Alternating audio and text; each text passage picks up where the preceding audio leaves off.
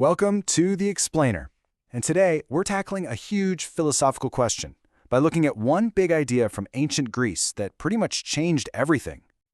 Okay, so let's just dive right in with a bit of a puzzle. What do things like the number 7, the concept of justice, and, say, the game of chess all have in common? I mean, think about it. We talk about them, we use them all the time, but you can't touch them or put them under a microscope. So what in the world are they?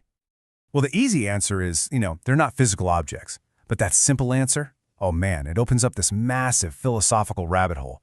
This isn't just some modern brain teaser. It's an ancient puzzle that gets right to the heart of what we even mean when we say something is real.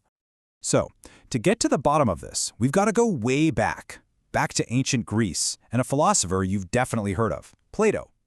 He had this, honestly, a really wild theory about where these non-physical things come from and what they actually do.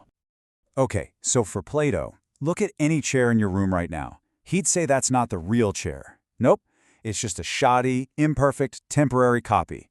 The real chair is what he called its form, this perfect, eternal, unchanging idea of chairness. But here's the kicker, the part that's so important. That form wasn't just some passive idea in the clouds. Plato believed it was the actual cause, the blueprint that literally made that physical chair possible. Yeah, so in Plato's whole worldview, there's this higher, perfect realm of forms, and our entire physical reality, it's basically just a messy, flickering shadow of that perfection.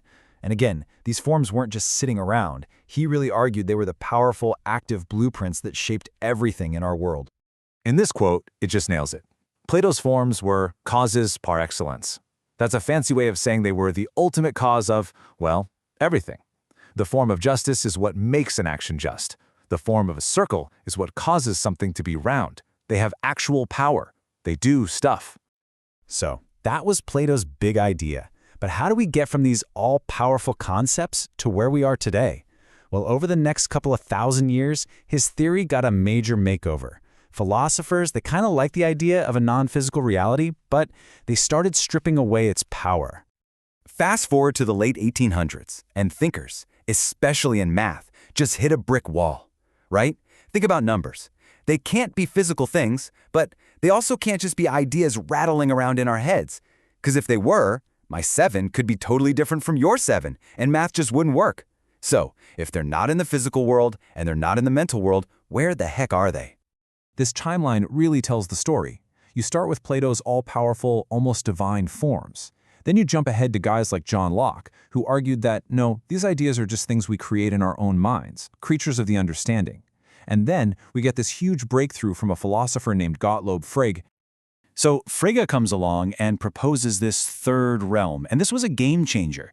It was like he was creating a brand new category of existence, a home for things like numbers. Things that had to be objective and true for everyone, everywhere, but were obviously not physical objects you could, trip over. And they weren't just someone's private thought either.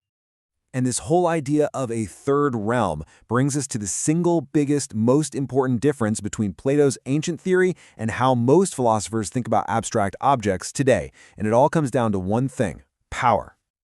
And boom, here it is, laid out plain as day. Look at that key difference: causality. Plato's forms were active causes. They made things happen. Modern abstract objects, they are defined as the complete opposite. They are causally inert. Basically, they're totally powerless. Causal inertness, that is the absolute key concept for today.